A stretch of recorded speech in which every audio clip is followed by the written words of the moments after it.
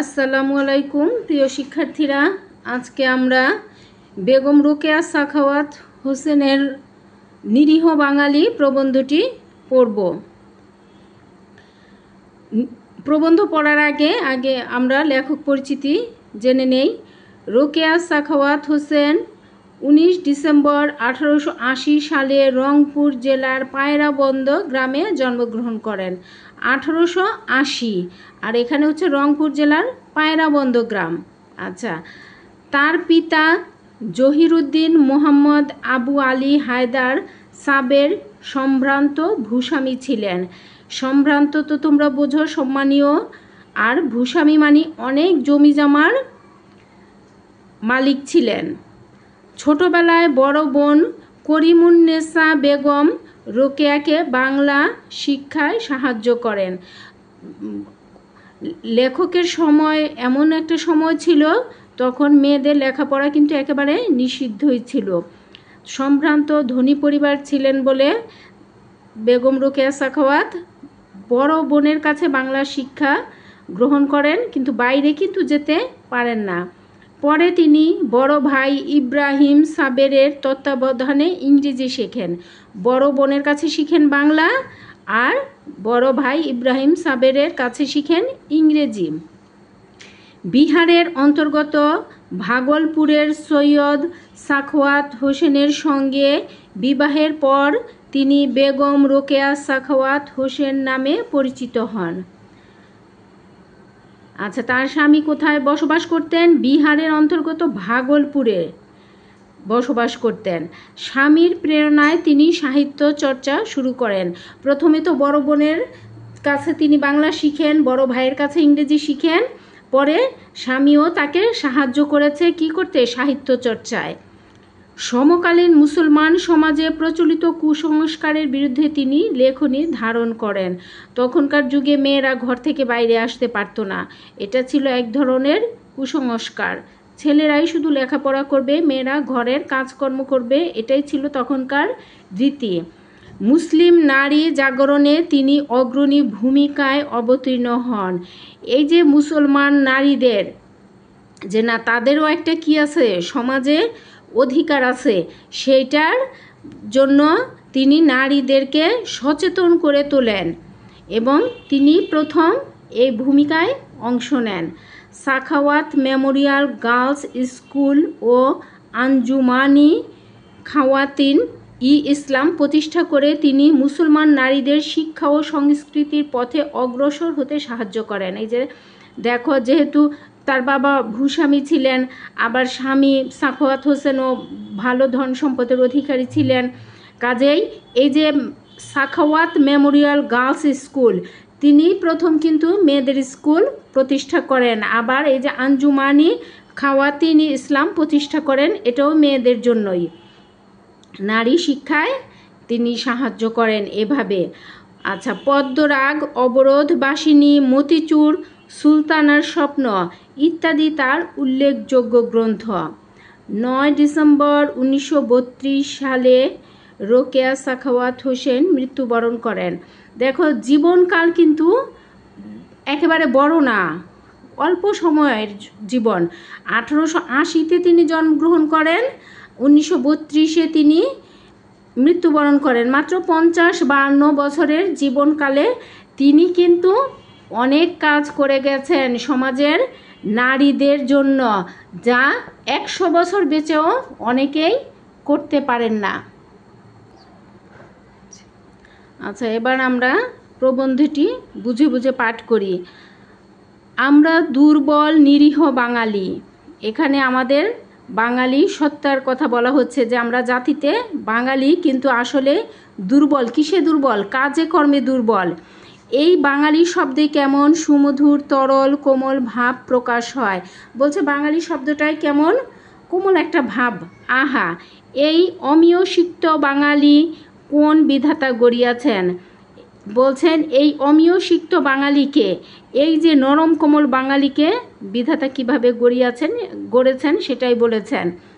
সুকুমের কুসুমের সৌকুমার্য, চন্দ্রের চন্দ্রিকা, মধুর মাধুরী, যূথিকার সৌরভ, সুপ্তির নীরবতা, ভূধরের অচলতা, নবনীর কমলতা, সলিলের তরলতা, এক কথায় বিশ্বজগতের সমুদয় সৌন্দর্য এবং স্নিগ্ধতা লইয়া বাঙালি গঠিত হইয়াছে।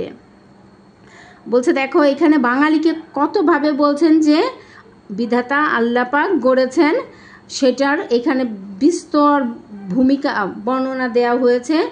কুসুমের সৌকুমার্য, ফুলের সৌন্দর্য, চন্দ্রের চন্দ্রিকা, চাঁদের আলো, মধুর মাধুরী, মধুর মাধুরী মানে অনেক সৌন্দর্য, যূথিকার ফুলের সৌরভ, সুপ্তির নীরবতা, ঘুমের নীরবতা, ভূধরের অচলতা, ভূধর তো পাহাড়, পাহাড়ের অচলতা, তাকে কোথায় দিয়েছে? কাজে কর্মে।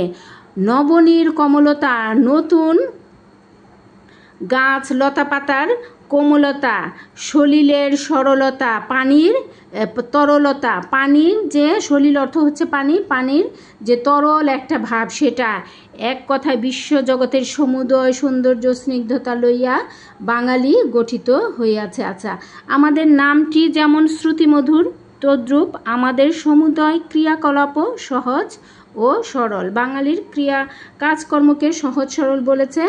তোমাদের বলে রাখি এটা কিন্তু একটা প্রবন্ধ, বাঙালিকে নিয়ে বাঙালির জীবনাচরণের বিভিন্ন দিক ব্যঙ্গাত্মকভাবে লেখক এখানে উপস্থাপন করেছেন। আমরা নিজেরা বাঙালি, তুমি বাঙালি আমি বাঙালি, আমরা তো জানি বাঙালির স্বভাব আচরণ, এটা আমাদের নতুন করে বলে দিতে হয় না। তারপরও লেখক কি বলেছেন, কিভাবে ব্যঙ্গাত্মকভাবে হাস্যরসাত্মকভাবে বাঙালিকে জাগিয়ে তোলার চেষ্টা করেছেন সেটাই আমরা এখানে দেখব। আমরা মূর্তিমতী কবিতা যদি ভারতবর্ষকে ইংরেজি ধরনের একটি অট্টালিকা মনে করেন তবে বঙ্গদেশ তাহার বৈঠকখানা এবং বাঙালি তাহাতে সাজসজ্জা। বলছে আমরা হচ্ছে মূর্তিমতী কবিতা মানে খুব সুন্দর সাজানো গোছানো একটা কবিতা। ভারতবর্ষকে যদি বলা হয় একটা অট্টালিকা, একটা দালান, তবে বাংলাদেশ হচ্ছে কি সেখানকার বৈঠকখানা। বৈঠকখানা মানে কি ড্রয়িং রুম। একটা বাড়ির সবচেয়ে সুন্দর সুন্দর জিনিস এনে সাজিয়ে রাখা হয় ড্রয়িং রুমে। ড্রয়িং রুমকেই সবাই আকর্ষণীয় সুন্দর করে সাজায়। তো বলছে ওই অট্টালিকার দালানের মধ্যে সবচেয়ে সুন্দর রুমটাই হচ্ছে বাংলাদেশ। আর বাঙালি তাহাতে হচ্ছে সাজসজ্জা, আর বাঙালি হচ্ছে সেই ড্রয়িং রুমের সাজসজ্জা পরিবেশটা। যদি ভারতবর্ষকে একটা সরোবর মনে করেন, ভারতবর্ষকে যদি একটা পুকুর বা জলাশয় মনে করা হয় তবে বাঙালি তাহাতে পদ্মিনী। তাহলে বাঙালি কি হবে? সেই সরোবরের যে পদ্ম ফুল সৌন্দর্যের অধিকারিণী, সেটাই হচ্ছে বাঙালি। যদি ভারতবর্ষকে একখানা উপন্যাস মনে করেন তবে বাঙালি তাহার নায়িকা। বলছে ভারতবর্ষকে, ভারত যদি একটা উপন্যাস, গোটা একটা উপন্যাস বই হয় তাহলে বাঙালি হচ্ছে সেখানকার নায়িকা। নায়িকা চরিত্রই তো সবচেয়ে সুন্দর আকর্ষণীয় হয়, তাই না? ভারতের পুরুষ সমাজে বাঙালি পুরুষিকা, অতএব আমরা মূর্তিমান কাব্য। বলছে এটা কিন্তু গুরুত্বপূর্ণ একটা লাইন, ভারতের পুরুষ আর সমাজে বাঙালি পুরুষিকা। বলছে ভারতের পুরুষ যা, বাঙালিরা হচ্ছে পুরুষিকা। এখানে একটা রসইকার দিয়ে বাঙালি পুরুষদেরকে কি করা হয়েছে? আরও আরামদায়ক, আরও সৌন্দর্যের মূর্তি হিসেবে তাদের এখানে তুলে ধরা হয়েছে। আমাদের খাদ্য দ্রব্যগুলি পুঁইশাকের ডাঁটা, সজিনা ও পুঁটি মৎস্যের ঝোল অতিশয় সরস। বলছে আমরা কি খাই? পুঁইশাকের ডাঁটা, সজিনার ডাঁটা আর পুঁটি মাছের যে ঝোল সেটা কিন্তু খেতে সুস্বাদু। আমাদের খাদ্য দ্রব্যগুলো ঘৃত, দুগ্ধ, ছানা, নবনীত, ক্ষীর, সর, সন্দেশ ও রসগোল্লা অতিশয় সুস্বাদু। তারপর ওগুলো হচ্ছে আমাদের দেশীয় খাবার। তারপর দেখো এগুলোও কিন্তু দেশীয় খাবার, ঘৃত, ঘি, দুধ, ছানা, নবনীত, ক্ষীর, সর, সন্দেশ, এগুলো কিন্তু আমাদের বাঙালি খাবারের ঐতিহ্য। আমাদের দেশের প্রধান ফল আম্র, কাঁঠাল, রসালো, মধুর। বলছে আমাদের দেশের প্রধান ফল আম, কাঁঠালের কথা বলা হয়েছে। এগুলো কি অতি রসালো এবং মধুর ফল। অতএব আমাদের খাদ্য সামগ্রী ত্রিগুণাত্মক, সরস, সুস্বাদু এবং মধুর। ত্রিগুণাত্মক কেন বলা হয়েছে খাবারকে? এটা কিন্তু গুরুত্বপূর্ণ লাইন। এই যে ত্রিগুণাত্মক, একটা হচ্ছে এই যে প্রথম হচ্ছে সরস কোনটা, এই যে পুঁই শাকের ডাঁটা, সজিনা, পুঁটি মাছের ঝোল। আর সুস্বাদু বলা হচ্ছে এখানে ঘি, দুধ, ছানা, ক্ষীর, সন্দেশ এগুলোকে। আর মধুর বলা হচ্ছে আম, কাঁঠালকে।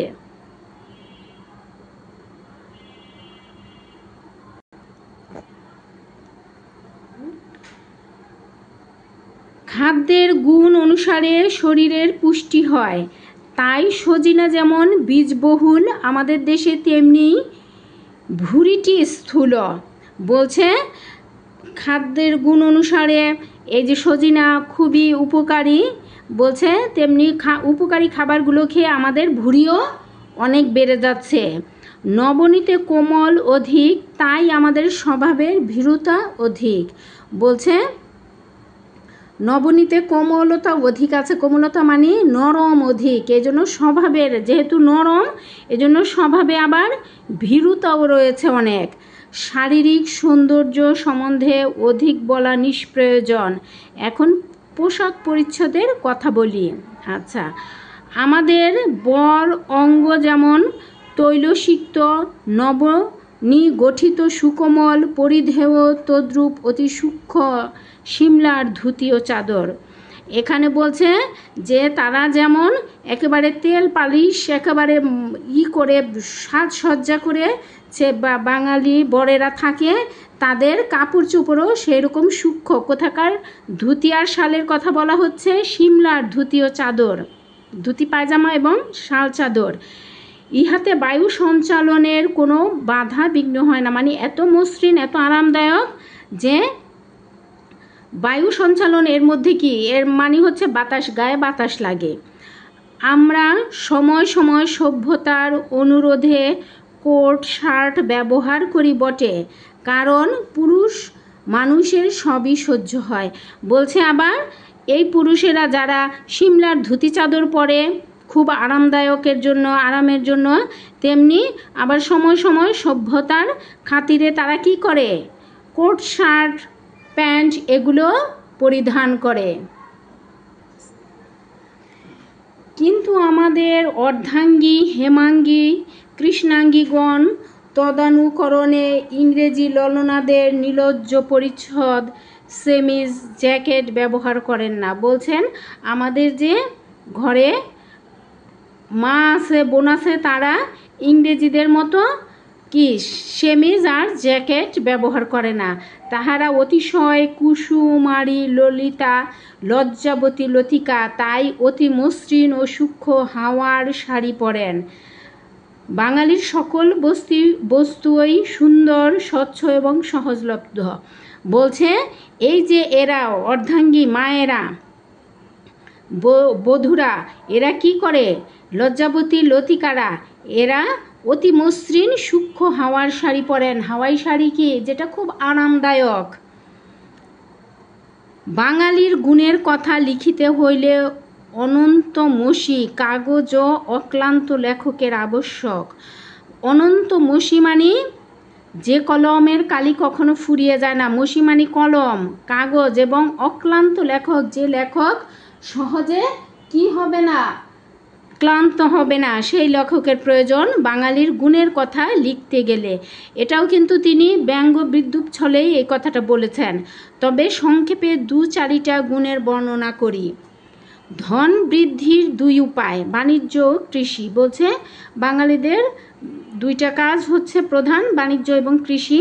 বাণিজ্য আমাদের প্রধান ব্যবসা, কিন্তু তাই বলিয়া আমরা আরব্য উপন্যাসের সিন্দাবাদের ন্যায় বাণিজ্য পথ অনিশ্চিত ফল লাভের আশায় অনন্ত অপার সাগরে ভাসাইয়া দিয়া নৈরাশ্যের ঝঞ্ঝাবাতে ওতপ্রোত হই না। বলছে বাণিজ্যটা আমাদের প্রধান ব্যবসা হলেও কি করি, বাঙালি বরেরা তারা ওই বাণিজ্যে সিনবাদের বাণিজ্যে যায় না। কারণ তারা কি যায় না, তারা আরামপ্রিয়, একদিন শুইলে 3 দিন পর্যন্ত ঘুমায়, বিছানা ছাড়ে না। তারা যদি বাণিজ্যে যায় তাহলে কি বাণিজ্য চলবে? আমরা ইহাকে বাণিজ্য সহজ ও স্বল্পয়াস সাধ্য করিয়া লইয়াছি। বলছে এই বাঙালি পুরুষেরা কি করেছে, সহজে যে বাণিজ্য করা যায় সেটা তৈরি করে নিয়েছে। অর্থাৎ বাণিজ্য ব্যবসায় যে কঠিন পরিশ্রম আবশ্যক তাহা বর্জন করিয়াছি। বলছে বাণিজ্য করতে যে কঠিন শ্রম দরকার সেটা তারা বর্জন করে নতুন পদ্ধতি ধরেছে। এই জন্য আমাদের দোকানে প্রয়োজনীয় জিনিস নাই, শুধু বিলাস দ্রব্য। বলছে প্রয়োজনীয় ভালো কোনো জিনিস দোকানে থাকে না, শুধু থাকে কি বিলাস দ্রব্য। বিলাস দ্রব্য মানে কি নানা রকম সাজসজ্জার দ্রব্য, যেগুলো মহিলাদের অহরহই সবসময় প্রয়োজন হয়। এগুলো না কিনলে তো আর উপায় নাই, তাই না? আচ্ছা, বিলাস দ্রব্য নানাবিধ, কেশতৈল, নানা প্রকার রোগবর্ধক ঔষধ, রাঙা পিত্তলের অলঙ্কার, নকল হীরের আংটি, বোতাম ইত্যাদি বিক্রয়ার্থ মজুদ আছে। কী কী থাকে? কেশ তেল, বিভিন্ন রকমের মাথায় চুলে দেওয়ার তেল, তারপর রোগবর্ধক, যেগুলো রোগ বেড়ে গেছে সেই রোগ কমানোর ওষুধ, তারপর রাঙা পিতলের অলঙ্কার মানে ইমিটেশন, নকল হীরার আংটি, বোতাম, বোতাম যেগুলা সেগুলা। ইদৃশ ব্যবসায়ে কায়িক শ্রম নাই। বলছে এই ব্যবসায়ে কায়িক শ্রম নাই, এক জায়গা থেকে কিনে এনে আরেক জায়গায় দোকানে বসে বিক্রি করে, এতে তো শ্রম নাই। আমরা খাঁটি সোনা রূপা বা হীরা জহরত রাখি না, কারণ টাকার অভাব। আর সোনা রূপার জহরতের ব্যবসা করি না কেন? আমাদের টাকা কম। বিশেষত আজিকালি কোন জিনিসটা নকল না হয়? বলছে যে কোন জিনিসটার নকল না হয়? বাঙালিরা সব জিনিসে নকলে পারদর্শী, নকলে ওস্তাদ। যখনই কেহ একটু যত্ন পরিশ্রম স্বীকার পূর্বক দীর্ঘকেশী তেল প্রস্তুত করেন, অমনি আমরা তদ অনুকরণে রস্যকেশী বাহির করি। এখানে বলছে বাঙালি কেউ যদি কি করে, খুব চেষ্টা সাধনা করে চুল বাড়ার ওষুধ তৈরি করে, তখন আরেক দল কি করে, সেটা নকল ওষুধ, বিপরীত ধর্মীয় ওষুধ তৈরি করে। রস্যকেশী মানে চুল ছোট হওয়ার ওষুধ তৈরি করে ফেলে। কুন্তলিনের সঙ্গে কেশলিন বিক্রয় হয়। এখানে বলছে কুন্তলিন আর কেশলিন হচ্ছে ওই যে তৎকালীন সময়ে লেখকের সময়ের চুলে তেলের নাম, মানে একটা চুল বাড়ায় আরেকটা হচ্ছে চুল কমায়। বাজারে মস্তিষ্ক স্নিগ্ধকারী ঔষধ আছে, মস্তিষ্ক উষ্ণকারী দ্রব্য আছে। বলছে বাজারে যেমন মস্তিষ্ক মাথা ঠান্ডা রাখার ওষুধ আছে, আবার মাথার গরম করার ওষুধও সাথে সাথেই আরেক দল বের করে ফেলে। কারণ এই নকলে বাঙালি পটু, এই নকল করে কি করা যায়, মানে একজনকে আরেকজন টেনে নিচের দিকে ধরে রাখা যায় যত সহজে, বাঙালি কিন্তু এটাতে সবচেয়ে বেশি অভ্যস্ত। এক কথায় বলি, যত প্রকারের নকল ও নিষ্প্রয়োজনীয় জিনিস হইতে পারে সবই আছে। বলছে যত রকম 2 নম্বর জিনিস, নকল ভেজাল জিনিস সবই বাঙালির কিসে হাতে রয়েছে। আমরা ধন্য তন্ডুলের ব্যবসা করি না, কারণ তাহাতে পরিশ্রম আবশ্যক। বলছে আমরা ধান চালের ব্যবসা করি না, কারণ সেগুলোতে পরিশ্রম রয়েছে, সেগুলো টানা হেঁচড়ির ব্যাপার আছে, কিন্তু বাঙালি তো আর সেটা করবে না। আমাদের অন্যতম ব্যবসার পাশ বিক্রয়। আমাদের এক ধরনের ব্যবসা, এটা হচ্ছে পাশ বিক্রয়ের ব্যবসা। এই পাশ বিক্রেতার নাম হচ্ছে বর। যিনি পাশ করেন বা পাশটা বিক্রি করেন তিনি হচ্ছেন বর, এবং ক্রেতাকে শ্বশুর বলা হয়েছে। এই পাশ কে কিনে নেয়? শ্বশুর মশাই কিনে নেয়। এটি একটি পাশের মূল্য কত জানো? একটি পাশের মূল্য কত জানো? অর্ধেক রাজত্ব আর এক রাজকুমারী। যিনি শ্বশুর সে এই পাশ কিনে নিবে তার সমুদয় সম্পত্তির অর্ধেক, এবং মানে ওই যে বলে যেটাকে বিয়ে দেওয়ার সময় পণ দেওয়া যেটাকে বলে যৌতুক, অর্ধেক যৌতুক এবং মেয়েকেও দিতে হবে। MA পাশ অমূল্য রত্ন। ইহা যে সে ক্রেতার ক্রেয় নহে। বলছে এমএ পাস বর সবাই কিনতে পারে না, সব শ্বশুরে পারে না। নিতান্ত সস্তা দরে বিক্রয় হইলে মূল্য এক রাজকুমারী এবং সমুদয় রাজত্ব। বলছে সস্তা দামেও যদি এটা বিক্রি হয় এমএ পাসটা, তাহলে ওই যে রাজকুমারী এবং মেয়ের বাবার সমুদয় সম্পত্তি যৌতুক হিসেবে দিতে হবে। আমরা অলস তরলমতি শ্রমকাতর কোমলাঙ্গ বাঙালি কিনা তাই ভাবিয়া দেখিয়াছি, সশরীরে পরিশ্রম করিয়া মুদ্রা লাভ করা অপেক্ষা শ্বশুরের যথাসর্বস্ব লুণ্ঠন করা সহজ। এটা একটা হাস্যরসাত্মকভাবে এখানে বাঙালিকে কি করা হয়েছে, তার যে সহজাত প্রবৃত্তি সেখানে আস্তে করে ধাক্কা দেয়া হয়েছে। তোমরা প্রতিটা কথাই সেটা উপলব্ধি করবে। বলছে বাঙালি অলস কোমলমতি শ্রমকাতর, পরিশ্রম করতে চায় না একেবারেই, তাই তারা একটু যে পরীক্ষা দিয়ে পাশ করে শ্বশুরের সব কিছু নিয়ে নিতে তারা বেশি আগ্রহী এবং আনন্দ পায়। এখন কৃষিকার্যের কথা বলি।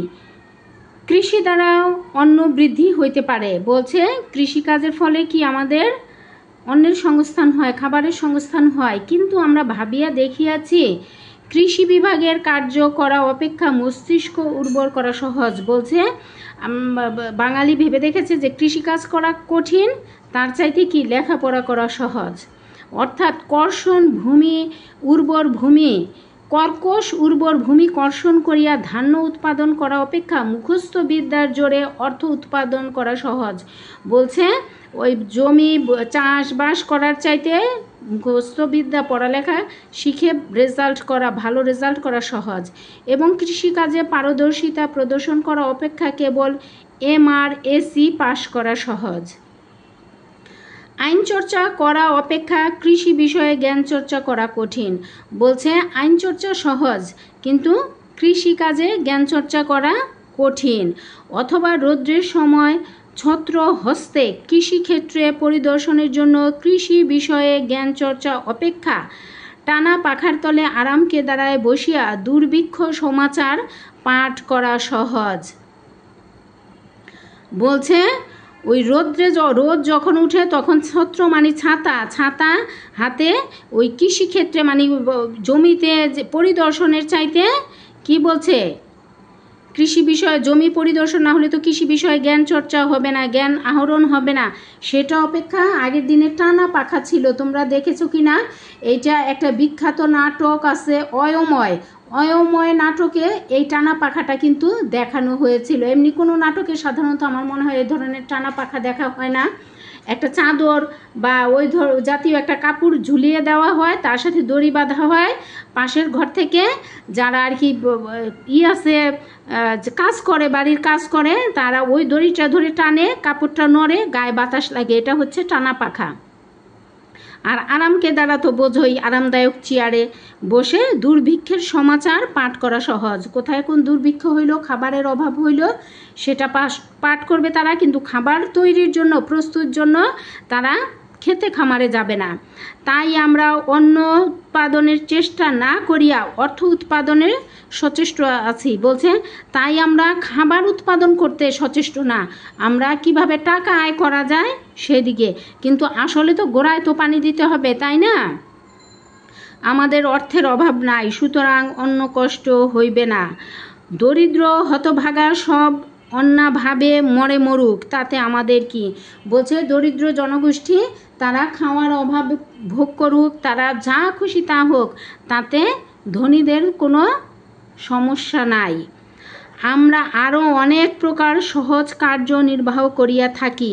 বলছে যে বাঙালি পুরুষেরা আরও অনেক রকমের সহজ কাজ করে, যেগুলার ফিরিস্তি বর্ণনা এখন আমরা দেখব। রাজ্য স্থাপন করা অপেক্ষা রাজা উপাধি লাভ করা সহজ। শিল্পকার্যে পারদর্শী হওয়া অপেক্ষা বিএসসি ডিএসসি পাশ করা সহজ। বলছে রাজ্য তৈরি করা যে কঠিন, তার চাইতে রাজা হওয়া সহজ না। আবার শিল্পকার্যে পারদর্শী হওয়ার দরকার কি, এগুলো পাশ করা আরও সহজ। অল্প বিস্তর অর্থ ব্যয়ে দেশে কোনো মহৎ কার্য দ্বারা খ্যাতি লাভ করা অপেক্ষা খাঁ বাহাদুর বা রায় বাহাদুর উপাধি লাভের জন্য অর্থ ব্যয় করা সহজ। বলছে আর কি কাজ কষ্ট করে কাজের দরকার নাই, কিন্তু বড় হওয়ার যে আকাঙ্ক্ষা সেটা সবসময় সহজ। প্রতিবেশী দরিদ্রদের শোকে দুঃখে ব্যথিত হওয়া অপেক্ষা বিদেশিদের বড় লোকদের মৃত্যু দুঃখে শোক সভায় সভ্য হওয়া সহজ। বলছে প্রতিবেশী গরিব দুঃখীর তার কি দুঃখে ব্যথিত হওয়া বা তার শোকে কাতর হওয়ার চাইতে বড় লোকদের মৃত্যু দুঃখে তাদের শোক সভায় সভ্যমানী হাজির হওয়া সহজ। বলছে দেশের দুর্ভিক্ষ নিবারণের জন্য পরিশ্রম করা অপেক্ষা আমেরিকার নিকট ভিক্ষা গ্রহণ করা সহজ। স্বাস্থ্য রক্ষায় যত্নবান হওয়া অপেক্ষা স্বাস্থ্য নষ্ট করিয়া ঔষধ ও ডাক্তারের হস্তে জীবন সমর্পণ করা সহজ। কি খেলে স্বাস্থ্য ভালো থাকবে সেইটার আমরা কখনোই করি না। আমরা কি করি, স্বাস্থ্যটাকে নষ্ট করি হাবিজাবি খেয়ে, তারপর ডাক্তারের কাছে যেতে আমরা বেশি পছন্দ করি। স্বাস্থ্যের উন্নতি দ্বারা মুখশ্রীর প্রফুল্লতা ও সৌন্দর্য বর্ধন করা অপেক্ষা কালিডোর মিল্ক অফ রোজ ভ্যানিলিয়া পাউডার মাখিয়া সুন্দর হইতে চেষ্টা করা সহজ। বলছে অনেক খাবার আছে যেগুলো খেলে মুখ সুন্দর হয়, সৌন্দর্য বাড়ে শরীরের, কিন্তু সেগুলো আমরা না খেয়ে আমরা কি করি, নানান কিছু মুখে মেখে সুন্দর হওয়ার চেষ্টায় ব্যস্ত থাকি। কাহারও নিকট প্রহার লাভ করিয়া তৎক্ষণাৎ বাহু বলে প্রতিশোধ লওয়া অপেক্ষা মানহানির মোকদ্দমা করা সহজ। বলছে কারো কাছে কি প্রহার লাভ করে আর কি মারধর খেয়ে তৎক্ষণাৎ বাহু বলে প্রতিশোধ, যে আমাকে অমুকে একটা মন্দ বলছে বা একটা চর থাপড় দিয়েছে আমিও দিয়ে শোধ হয়ে যায়, কিন্তু না, সে আমাকে মেরেছে এর জন্য কী করব, মানহানির মামলা করা আমরা বেশি সহজ মনে করি। তারপর আমরা মূর্তিমান আলস্য আমাদের গৃহিণীগণ এ বিষয়ে অগ্রণী। বলছে আমরা যে মূর্তিমান একেবারে অলসতায় পরিপূর্ণ, আমাদের গৃহিণীরাও ঘরের বউরাও এই বিষয়ে তারাও খুব পটু। কেহ কেহ শ্রীমতী দিগকে সহস্তে রন্ধন করিতে অনুরোধ করিয়া থাকেন। বলছে কেউ কেউ ঘরের বউকে নিজের হাতে রান্না করতে বলেন, আবার অনেকেই বলেন না। কিন্তু বলি আমরা যদি রৌদ্র তাপ সহ্য করিতে না পারি তবে আমাদের অর্ধাঙ্গীগণ কীরূপে অগ্নির উত্তাপ সহিবেন। বলছেন পুরুষেরা যদি আমরা রৌদ্র তাপ বৃষ্টি ঝড় বৃষ্টিতে ভিজে রৌদ্রে ভিজে যদি কাজ করতে না পারি, তার বউরা ঘরে কিভাবে আগুনের তাপে রান্না করবেন। আমরা কোমলাঙ্গ তাহারা কোমলাঙ্গী। বলছে আমরা একেবারে তুলতুলে নরম, তার বউরাও সেরকম তুলতুলেই নরম। আমরা পাঠক তাহারা পাঠিকা, আমরা পড়ি এবং তারাও পড়ে, মানে সমানে সমান। আমরা লেখক তাহারা লেখিকা, আমরা ছেলেরা লেখক হলে মেয়েরা লেখিকা, সমানে সমান, কেউ কার চাইতে কম না। অতএব আমরা পাচক না হইলে তাহারা পাচিকা হইবে কেমনে। পাচক কিন্তু যারা রান্না করে তাদেরকে বলা হয়। বলছে আমরা পাচক না হইলে তারা কিভাবে রান্না করবে, তারা কি সম্ভব নাকি। সুতরাং যে লক্ষ্মী ছাড়া দিব্যাঙ্গনা দিগকে রন্ধন করিতে বলে তাহার ত্রিবিধ দণ্ড হওয়া উচিত। বলছে যে তার বউকে নিজের রান্না করে না অথচ বউকে রান্না করতে বলে, তার 3 রকমের দণ্ড হওয়া উচিত। এক হলো তুষানলে দগ্ধ করো, এক হচ্ছে তুষের আগুনে তাকে পুড়িয়ে শেষ করা, দ্বিতীয় হচ্ছে জবেহ করো, তারপর ফাঁসি দাও। 2 নাম্বার হচ্ছে জবেহ করা, 3 নাম্বার হচ্ছে ফাঁসি দাও। মানে এই গৃহের ললনাদেরকে যদি কাজে বলে তাহলে এই রকম শাস্তি প্রাপ্য। এটা লেখক কি ব্যঙ্গ রসাত্মকভাবে বাঙালিকে এগুলো বলেছেন। আমরা সকলেই কবি, আমাদের কাব্যে বীর রস অপেক্ষা করুণ রস বেশি। বলছে বাঙালিরা সবাই যেন কবি, আমাদের কাব্যে বীর রসের চাইতে করুণা বেশি, বীরত্ব থেকে করুণা বেশি। আমাদের এখানে লেখক অপেক্ষা লেখিকার সংখ্যা বেশি, তাই কবিতার স্রোতে বিনা কারণে অশ্রু প্রবাহ বেশি হইয়া থাকে। বলছে কবিতার শোনার সময় সেখানে বিনা কারণেই চোখ থেকে পানি আসে। আমরা পদ্য লিখিতে বসলে কোন বিষয়টা বাদ দেই, ভগ্ন সুর্প, জীর্ণ কাঁথা, পুরাতন চটি জুতা, কিছুই পরিত্যাজ্য নহে। বলছে আমরা ওই যে ছেঁড়া কাঁথা, তারপর ছেঁড়া জুতা, ওগুলো সব কিছুই আমাদের কাব্যের অংশ হয়ে দাঁড়ায়। আমরা আবার কত নতুন শব্দের সৃষ্টি করিয়াছি। বলছে আমরা আরও নতুন অনেক শব্দের সৃষ্টি করি। অতি শুভ্র নীলাম্বর। অতি শুভ্র নীলাম্বর শব্দের অর্থ কি? খুব সুন্দর পরিষ্কার নীল আকাশ। সাশ্রু সজল নয়ন, অর্থ হচ্ছে জল ভরা চোখ। শ্রীমতীদের করুণ বিলাপ, প্রলাপপূর্ণ পদ্মের অশ্রুজলের বন্যায় বঙ্গদেশ ধীরে ধীরে ডুবিয়া যাইতেছে। সুতরাং দেখিতেছেন আমরা সকলেই কবি, আর আত্মপ্রশংসা কত করিব, এখন উপসংহার করি। এই বলে লেখক লেখা শেষ করেছেন। আসলে কি আমরা ওই যে আগে বলেছি, এটি হচ্ছে বাঙালির জীবনাচরণের বিভিন্ন দিক ব্যঙ্গাত্মক রূপে উপস্থাপন করেছেন লেখক। শব্দার্থ টিকা দেখি। সৌকুমার্য অর্থ সৌন্দর্য, ঝঞ্ঝাবাত অর্থ হচ্ছে ঝঞ্ঝার বাতাসে। কুন্তলীন কেশনীন লেখকের আমলে জনপ্রিয় চুলে দেওয়ার তেলের নাম। হাওয়ার শাড়ি অর্থ হচ্ছে সূক্ষ্ম সুতোর শাড়ি, পাতলা শাড়ি। তন্ডুল অর্থ চাল। কালিডর মিল্ক অব রোজ, ভ্যানিলিয়া পাউডার হচ্ছে সৌন্দর্যবর্ধক সামগ্রী। দিব্যাঙ্গনা স্বর্গের রূপসী, হুরপরি। শুভ্র নীলাম্বর অর্থ পরিষ্কার নীলাকাশ। সাশ্রু সজল নয়ন, চোখ জল ভরা চোখ। আত্মপ্রশংসায় মানে নিজের প্রশংসায়। আজকে আমি ক্লাস সহজে পড়া শিখি, ভেঙে ভেঙে বুঝিয়ে তোমাদের পড়ালাম। এই ক্লাস আজকে এখানেই শেষ করছি। তোমরা নতুন নতুন পড়া পাওয়ার জন্য অবশ্যই সাবস্ক্রাইব করবে এবং শেয়ার করবে। সকলকে ধন্যবাদ জানিয়ে আজকের মতো ক্লাস এখানেই শেষ করছি। আসসালামু আলাইকুম।